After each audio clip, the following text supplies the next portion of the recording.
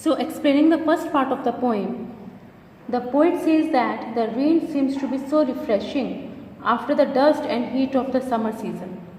It pours in everywhere, broad or narrow streets. It falls on the roofs and produces a clattering sound like the tramp of the hoofs, which seems pleasant to the ears who long them for long. It comes out with force from the narrow outlets. The rain falls in torrents and carries along mud with it, which goes down in gutter and makes a roaring sound. So, the rain with every aspect of it is welcomed by everyone. Next, the sick man from the chamber looks at the twisted brooks. He can feel the cool breath of each little pool. His favored brain grows calm again and he breathes a blessing on the rain. From the neighboring school come the boys with more than their wonted noise and commotion, and down the wet streets sail their mimic fleets till the treacherous pool engulfs them in a whirling and turbulent ocean. The sick man, the poet says that the sick man looks out of his room window, and feels cool when he has a glance at the winding river. It soothes his fevered brain. He thanks God for the blessing he has bestowed on him in the form of rain. From the adjacent school, boys make usual noise when it starts raining. They are overjoyed. They walk down the streets and sail their paper boats on the rainwater. And these paper boats are carried by the river in the violent ocean where they get engulfed in the whirlpool. In the country, on every side, where far and wide, like a leopard's tawny and spotted hide, stretches the plain to the dry grass and the drier grain. However welcome is the rain. In the furrowed land, the toilsome and patient oxen stand, lifting the yoke-cumbered head. With their dilated nostrils spread, they silently inhale.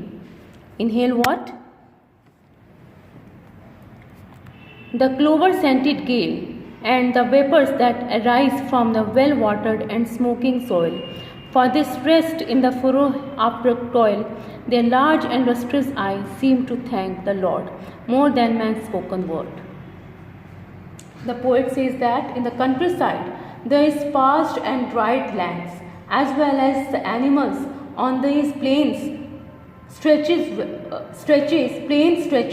welcome the advent of the rain. In the cultivated land, the hard-working and patient oxen lift their head listlessly and pine for the rain. Their nostrils dilate as they inhale the scented whiff in the wind, water vapors, and smell rain in the rain. Next, near at hand, from under the sheltering trees, the farmer sees his pastures and his fields of grain as they bend their tops to the numberless beating drops of the incessant rain. He counts it as no sin that he sees therein only his own thrift and gain. These and far more than these, the poet sees.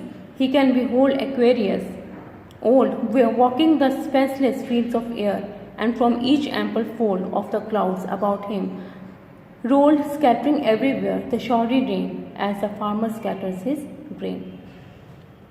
After the sheer hard work in the field, their eyes are lustrous as they feel it is going to rain. They welcome rain. They here refers to animals only.